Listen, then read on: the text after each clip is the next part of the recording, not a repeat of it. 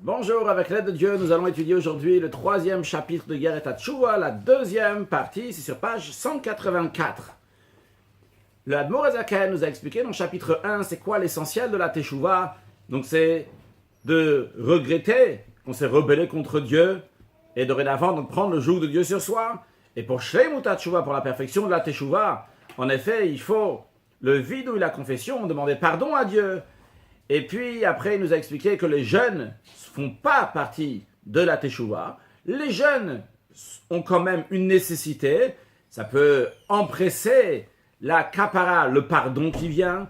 Dans le chapitre 2, on a appris que le jeûne est là pour qu'on va devenir agréé à nouveau devant Dieu. Et à la fin du chapitre 2, on a appris comment le jeûne est même quelque chose de bien de manière générale.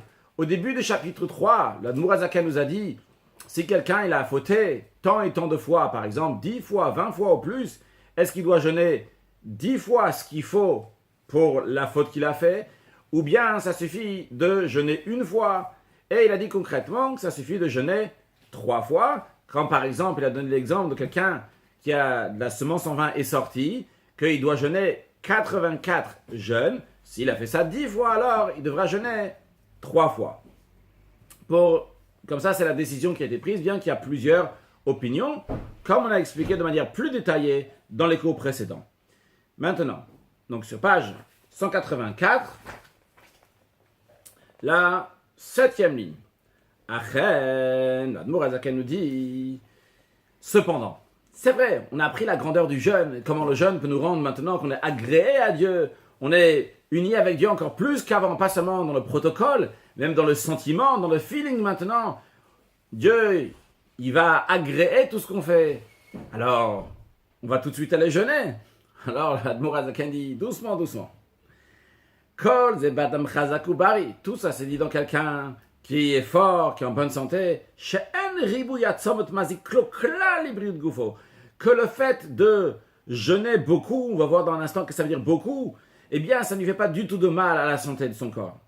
Et comme dans la première génération, de manière générale, les corps étaient beaucoup plus forts qu'aujourd'hui, donc le fait de jeûner beaucoup, ça ne ferait pas de mal au corps. En effet, aujourd'hui aussi, il peut y avoir des gens qui sont exceptionnels, qui sont comme les générations précédentes, et particulièrement qu'il y a certaines âmes qui reviennent dans réincarnation dans ce monde-là, ils doivent arranger les choses comme c'était Bedorot Harishon dans la première génération. Alors, Admor HaZaken en parle aussi des Dorot Harishon des générations d'avant. Mais c'est uniquement pour certaines personnes exceptionnelles. Et même ça, ces personnes-là, c'est uniquement s'ils sont sûrs à 100% que ça ne va pas leur faire du mal. Et si tu as un doute, eh bien, il ne faut pas jeûner, parce que c'est grave. Celui que jeûner beaucoup, ça va lui faire du mal. C'est possible qu'il va arriver à tomber malade, ou bien une faiblesse, un malaise. Que Dieu en préserve. Comme dans nos générations qu'aujourd'hui, on est faible, et le fait de jeûner beaucoup, ça risque de faire du mal. Dans un tel cas, sur l'olaharbot betaniot, c'est interdit de faire beaucoup de jeûnes. Qu'est-ce que ça veut dire faire beaucoup de jeûnes? Je peux en faire seulement 5 et pas 10, pas 20? Non. Quand on dit beaucoup de jeûnes, c'est même si c'est un jeûne, mais pour moi, il est trop, il est harbé, il est trop parce que je ne peux pas supporter, eh bien, c'est interdit de faire ce jeûne. C'est déjà harbé, c'est déjà les harbot betaniot, c'est déjà faire beaucoup de jeûnes. Et pas seulement de ne pas faire de jeûne, on va dire, bon, pas faire des jeûnes pour, si quelqu'un a transgressé un commandement positif, il ne va pas faire un jeûne pour cela, bien qu'il y a place pour un jeûne pour être agréé à nouveau devant Dieu, comme on a appris dans le chapitre 2. Alors, il leur dit, pour ça, je ne vais pas faire un jeûne. Mais, pour si quelqu'un a transgressé des choses qui sont graves, le karet, qu'il a la peine de retranchement, mitat bedin, qu'il a la mort donc, du tribunal, la peine de mort mise par le tribunal, dans ces cas-là, il va quand même jeûner. L'Admor HaZaken dit non. Même sur des transgressions sur lesquelles il y a la peine de retranchement, même sur des transgressions sur lesquelles il y a la peine que le tribunal, à l'époque, donc jugeait et mettait la personne à mort, même sur ça, il ne doit pas jeûner. Donc la plus forte raison, la plus forte raison, s'il a transgressé entre guillemets seulement, un commandement positif dont la gravité est moins grande, ou bien mitzvot lota, c'est un commandement négatif, que la gravité est moins grande, s'il n'y a pas de karet, il n'y a pas de retranchement, chez un karet dans lequel il n'y a pas de retranchement. Donc la plus forte raison pour ça aussi, il ne doit pas aller harbot betaniot, faire beaucoup de jeûnes. Elle a. Alors quand est-ce qu'il a le droit de jeûner? Uniquement qu'il fait Yashayesher ben Nafsho, comme il va évaluer littéralement son âme, il va s'évaluer chez Bevadaï, que sûr et certain, sans aucun doute, parce que s'il y a la moindre doute, il faut être strict, il ne faut pas jeûner. Lo yazik loklat, ça ne va pas lui faire du mal. Encore une fois, on parle ici des jeûnes que la personne se rajoute sur elle-même, on ne parle pas de jour de Kippour, le jour de 9 Av, etc. Alors quand on dit que lo yazik loklat, ça ne va pas lui faire du mal du tout, quand on dit du tout, c'est strictement pas. Si cette personne-là risque de moins bien étudier, moins bien prier, ou bien moins faire une mitzvah, eh bien à ce moment-là, il y a un problème ici. Ce n'est pas normal. Il ne doit pas faire ce jeûne, il ne doit pas se rajouter ce jeûne, parce que pour lui, ça lui fait du mal. C'est pas ça que Dieu il veut, c'est pas ça, c'est l'intention que Dieu veut de cette personne-là.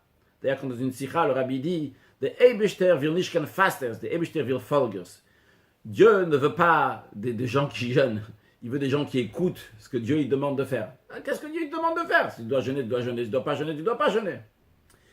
Café, l'obedor tarishoni. Parce que même dans les premières générations dans lesquelles là-bas ils étaient forts, mais Tanaïm va Moraïm, à l'époque des Tanaïm, des maîtres de la Mishnah va Moraïm, des maîtres du Talmud. Lo ayumitani mikai gavren. Je n'ai pas, dans un tel cas, donc pour des jeunes, elle a brime. Qui est-ce qui jeûnait pour avoir fauté? Elle a brime, seulement les gens qui sont en bonne santé. Des matsulit nafshayu, qui peuvent mortifier leur âme, qui peuvent mortifier leur corps. Ça ne va pas leur faire du mal du tout à leur santé. Et ils vont pouvoir étudier, ils vont pouvoir prier bien comme d'habitude. Par contre, l'homme matsulit c'est celui qui n'a pas la capacité de faire souffrir son âme. Tout le monde a la possibilité de faire souffrir son âme, de se faire souffrir. Mais l'idée, c'est de... Celui qui n'a pas la capacité de se faire souffrir de manière que ça ne va pas empêcher l'étude de sa Torah, l'accomplissement de ses mitzvot, et qui va rester tranquille, c'est-à-dire comme si il avait pris son café ce matin, il avait mangé, chacun en fonction de ce qu'il a besoin pour rester calme avec ses esprits. Eh bien, si ce n'est pas le cas, et Umitane, il jeûne, Nikrachote, il a appelé un fauteur. Donc il n'est pas en train de faire une mitzvah, au contraire, c'est un fauteur. Bigmar a Kamal Tanit. Comme l'Agmar le dit dans le premier chapitre de Tanit, et le Rabbi dit de regarder aussi le Rambam dans lequel le Rambam explique dans Ilchot Deot comment on doit se comporter, qu'il ne faut pas s'éloigner donc de ce monde-là, de manière de se mortifier. Quelqu'un qui se comporte d'une telle manière, Nikachot, et le Rambam dit qu'il a appelé un fauteur. Maintenant, on aurait pu dire, bon, ça c'est pour quelqu'un, juste comme ça, peut-être il veut juste se rapprocher de Dieu avec un jeûne, mais s'il s'agit, il a des fautes. Dans ce cas-là, peut-être ce serait bien de jeûner. La Dmourazakani, non. Même s'il jeûne pour des fautes qu'il a commises, il a entre ses mains, entre guillemets, il a des fautes qu'il a fait. Quel est pire, Rashi, j'ai encore le commentaire de Rashi. Il dit là-bas, il dit dans la Gemara Tanit, que le fait que quelqu'un va jeûner, ses fautes vont se nettoyer. Waouh, c'est extraordinaire alors de jeûner. Eh bien quand même, si cette personne-là ne peut pas supporter le jeûne, d'après toutes les opinions qu'il y a dans la Gemara là-bas, eh bien cette personne-là sera appelée un choté, sera appelé un fauteur, parce qu'il ne peut pas supporter le jeûne. Et donc il ne doit pas jeûner. Et encore une preuve que la Gemara là-bas, elle parle de quelqu'un qui a des fautes. Ita Bigmar, comme il y a écrit dans la Gemara, Perek Kama Zachim, dans le premier chapitre de Zachim, She'en lecha Adam Yisrael, ça n'existe pas un juif, She'in mechuyav ase, qui n'est pas coupable, entre guillemets, il est coupable, il n'a pas raté un commandement positif, etc. Par exemple, à chaque instant, il faut étudier la Torah. On ne parle pas des instants maintenant, tu dois travailler, ou tu dois dormir, ou tu dois manger, ou tu dois prendre du temps avec ta famille. Un moment que tu aurais pu étudier la Torah, un instant. Quelques secondes, tu aurais pu étudier la Torah, tu n'as pas étudié. Eh bien, à ce moment-là, tu as raté un AC, tu as raté un commandement positif. Ce n'est pas écrit ici l'exemple. Je donne juste un exemple. Que quelqu'un il a raté un commandement, ça arrive. Peut-être pas à vous. Ça lui est arrivé qu'un instant, il n'a pas étudié la Torah un instant. Alors, le fait de ne pas étudier la Torah un instant, il a raté un AC, il a raté un commandement positif. Et sur ça, il a besoin aussi de tchouva. Alors, tout le juif, tout le monde a de quoi jeûner, faire un jeûne pour se rapprocher encore plus de Dieu. Et pourtant, on nous dit ici, non, que quand même, il ne faut pas jeûner si le mat, s'il est tsur nafshayu, s'il ne veut pas faire souffrir son âme. Juste d'ailleurs, à noter qu'on a parlé tout à l'heure, donc, les brimes, ceux qui sont en bonne santé, ils peuvent jeûner, mais après, choli ou michusha. Si quelqu'un il va tomber malade, ou bien il va avoir un malaise, ça, sur le plan halachique, ça c'est lié avec le fait que on doit garder notre âme, on doit faire attention à notre santé. Ça c'est un point. Et ici, ce qu'on est en train de parler de Matsuri Tsuri Nafshayu, il peut se faire souffrir ou pas, c'est un deuxième point. Ce deuxième point-là, dans la halakha, c'est le fait que c'est interdit de faire souffrir notre corps. Notre corps ne nous appartient pas, notre corps appartient à Dieu. On n'a pas le droit de faire souffrir le corps. En tous les cas, que ce soit la première manière ou la deuxième manière, si la personne va tomber malade, il n'a pas gardé, il dit, n'a pas gardé son âme, ou bien qu'il fait souffrir son corps. Dans les deux cas, en tous les cas, quoi qu'il arrive, c'est interdit. C'est interdit de jeûner. Au Mikol, Sheken Mishubal Torah, alors Admor Azaken rajoute encore plus. Celui qui a un Baal Torah, celui qui étudie la Torah, alors quand il va jeûner, c'est encore plus difficile pour lui. Ça va le déranger d'étudier la Torah. Shechote, alors lui, il faut devenir Nashbikiflaim. Pas seulement c'est pas un mérite, mais il est puni doublement. Pourquoi doublement puni? Premièrement, il est puni comme de manière ordinaire, comme tous ceux qui ont jeûné, qui ne peuvent pas faire souffrir leur corps, ça c'est un. Et deuxièmement, car à cause de la faiblesse du jeûne, il ne pourra pas bien étudier la Torah. Et d'ailleurs, comme il y a écrit dans le Gemara Tanit là-bas, un Tanit de Berbera, un jeune, qu'un Talmid Chacham, un érudit en Torah qui aurait pu étudier la Torah, il a fait, l'Echol Kalba Sherut, il y a écrit que le chien qui a mangé son repas, c'est-à-dire le repas qu'il n'a pas pris, et entre guillemets qu'il a laissé de côté, il n'a pas mangé, c'est pas qu'il s'est fait un repas, il n'a pas mangé, mais son repas, c'est pas un repas qui a agréé, qui est rapproché de Dieu ou quoi que ce soit, tout simplement, il sert à rien, il sert à rien son jeûne. Et au contraire, le Nanash Bekiflaim, il aurait dû manger, comme ça étudier encore mieux la Torah. La question qui se pose, quelqu'un pourrait dire, pourquoi J'ai envie de me rapprocher de Dieu. J'ai envie que mon âme va être au top du top, bien clean, net, face à face avec Dieu, agréé par Dieu, me routse vechaviv, que Dieu soit content de moi. J'ai envie de jeûner, je veux jeûner. Pourquoi je ne veux pas jeûner? Je ne comprends pas ce qui se passe ici. Lorsque Dieu il met des embûches, des difficultés dans la vie, bon, on sait, il y a des difficultés. Je vais surmonter la difficulté, parce que là, je vais faire la mitzvah encore mieux. Mais ici, Dieu il a mis une difficulté, il a mis une situation que nous sommes faibles. Et comme on est faible, on ne peut pas jeûner. Mais qu'est-ce que j'ai fait de mal? Pourquoi je ne peux pas jeûner? C'est pas de ma faute. C'est pas ici que Dieu il a mis une embûche et que grâce à l'embûche, je vais pouvoir faire la mitzvah encore mieux. Dieu il a mis une embûche ici et je ne peux rien faire. On te dit, Dieu il a fait que maintenant tu es faible et tu ne peux pas jeûner. Alors Rabbi dit, de là on voit que dans nos générations, la manière de servir Dieu et comment se rapprocher de Dieu, ce n'est pas à travers le jeûne. Le fait que Dieu il a fait que tu ne peux pas jeûner, ce n'est pas pour te dire maintenant tu ne peux pas te rapprocher de moi comme c'était à l'époque. Dieu il est en train de dire aujourd'hui tu te rapproches de moi en mangeant, en buvant, en faisant, en ayant affaire avec la matière. Pourquoi? Quelle est la différence entre les générations d'avant et nos générations? L'Admor Azaken explique ailleurs que les générations d'avant, l'essentiel c'était quoi? C'était les mochin, c'était la partie intellectuelle, la partie d'étudier la Torah. C'était des neshamot, des âmes divines qui étaient très très hautes. Et ces âmes divines qui étaient très très hautes, leur rôle essentiel, c'était quoi? C'était de raffiner la matière en ayant affaire avec le spirituel. En se déconnectant de la matière, par cela, ils vont raffiner la matière, ils vont raffiner le monde. Ne pas manger, par cela, ils vont raffiner le corps. Donc, ils vont avoir une influence sur le monde, mais en appuyant, en insistant sur la lumière de l'âme, que l'âme va briller, que l'âme va rayonner, et par cela, ils vont influencer le monde. Par contre, dans les dernières générations, l'Admor Azaken dit que Nafla, Sukkot David Anofel, c'est-à-dire que le niveau du peuple juif est à avoir affaire avec les choses matérielles, Brinatasiya, avec l'action, avec le monde de l'action. De faire une dira betarton, de faire une demeure à Dieu ici-bas. Bien sûr, dans toutes les générations, on a toujours fait la demeure à Dieu ici-bas. Mais là qu'on est dans la fin de l'exil, les générations qui sont avant Mashiach vont faire encore plus avec la matière. Et le fait d'élever la matière est encore plus important et c'est encore plus souligné dans cette dernière génération-là. Alors c'est la raison pour laquelle que nous, comment on fait la dira betartonim, comment on fait cette demeure à Dieu ici-bas, pas en se déconnectant de la matière, pas en insistant sur que la lumière, la neshama va briller, bien que c'est ça aussi, c'est très important, il faut faire briller la neshama l'âme, mais en ayant affaire avec le corps, et que le corps lui-même va participer à ce birur vezirur, à ce raffinement.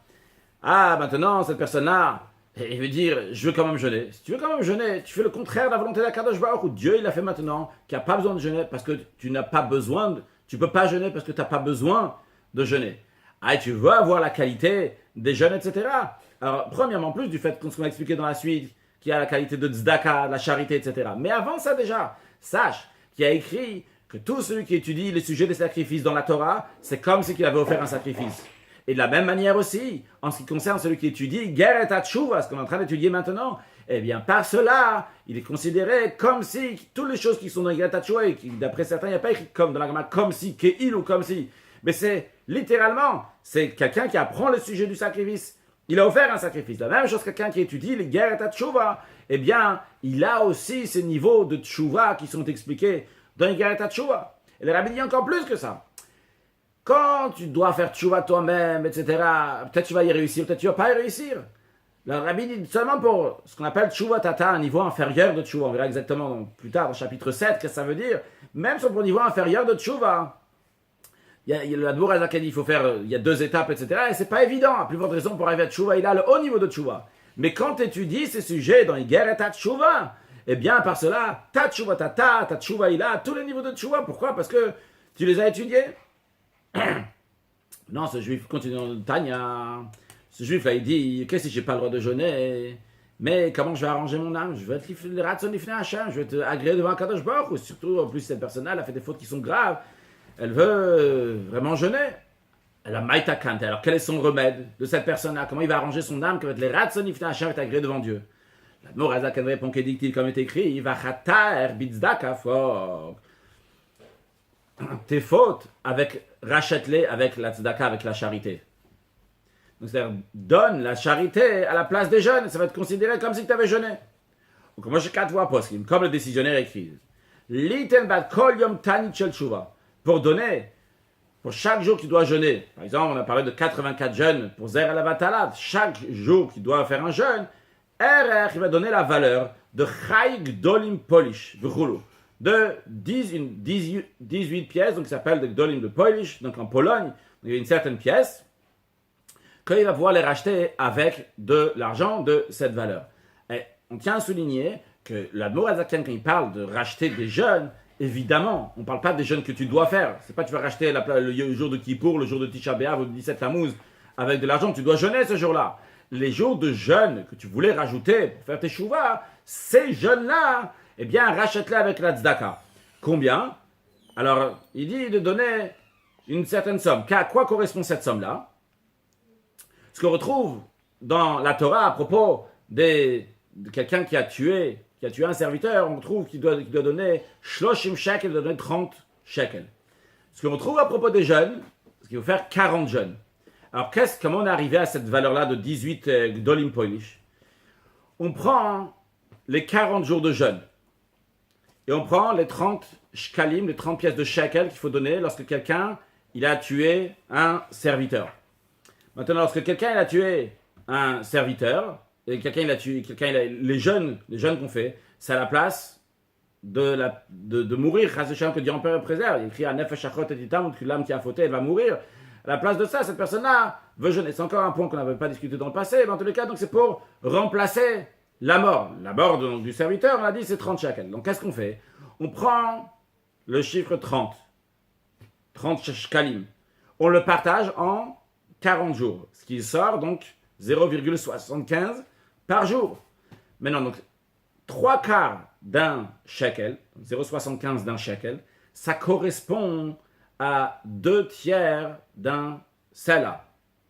Un 2 tiers d'un sela, c'est cette pièce-là c'est cette monnaie-là que l'Admour Azaken dit de donner. Donc, pourquoi je vais expliquer pourquoi on explique tout ça? C'est tout simplement parce que pour arriver à 2 tiers de sela, on va savoir combien ça pèse en argent 2 tiers de sela, et par cela, on va savoir comment nous, on va donner pour la tzedaka. Bien que, de toute façon, dans la suite, l'Admour Azaken dit que les harbot meod bitzedaka, il faut donner beaucoup de tzedaka. Donc, on ne va pas seulement de se contenter avec ça. Mais voyons d'abord, de quoi l'Admour Azaken nous parle. Pour savoir comment je suis arrivé à savoir combien c'est 2 tiers d'un sela. Vous savez, quand on fait le pidyon abel, le rachat du premier-né, on doit donner 5 sela, 5 slaim au pluriel, au Kohen, pour racheter le premier-né. Donc 5 slaim, c'est environ 102 grammes d'argent. Donc 102 grammes d'argent, tu le partages en 5 slaim. Donc ça va te faire quelque chose environ comme 20 grammes d'argent. Maintenant, tu prends ce 20-là et tu le partages donc en 3 parties, et ça va te ressortir donc quelque chose comme environ 13, pas exact, environ presque 13, environ dans les 13 grammes d'argent. Alors tu vas au change, tu vas voir combien ça coûte 13 grammes d'argent. Tu vas savoir après combien ça coûte les deux tiers d'un sela, donc ce qui représente le chai dole polish. actuellement, je ne veux pas dire actuellement en vérité, parce que ça peut toujours changer. Il faut toujours à chaque fois voir quel est le change. Mais en tous les cas, vous verrez que ce n'est pas donc des grandes sommes d'argent pour ces jeunes-là. C'est pas pour dire qu'il ne faut pas donner beaucoup d'argent, qu'il faut fauter. Chaz v'shalom, en tous les cas, donc c'est juste pour dire comment on arrive.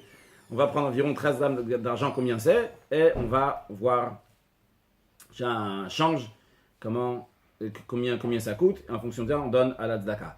Et Asher Yosif les filles, Oshro v'chulo, celui qui est riche, il va rajouter en fonction de sa richesse, il ne va pas se contenter de donner juste cette somme-là, comme Shekat Ava Magen Avram, comme le Magen Avram, il écrit Hilchot Tanit, dans les lois de Tanit des jeunes. Dans tous les cas, ne pas commencer à jeûner non plus, parce que dans la suite, l'Admor HaZaken, il va parler encore de la particularité, comment on peut jeûner, mais aussi, surtout, comment il faut donner de la tzedaka à la place. On peut commencer dès maintenant, sortir de l'argent de la poche, le compte en banque, et mettre à la tzedaka, à la charité, et par cela, ça va empresser encore plus la venue de Mashiach. Et d'ailleurs, le Rabbi dit, quand on donne de la tzedaka, c'est bien de mentionner, de rappeler à chaque fois que Gdol la tzedaka, Shem Kiarev et Geoula, que la tzedaka, la charité, elle est grande, parce qu'elle amène la Geoula, la délivrance, avec Mashiach now. Excellente journée.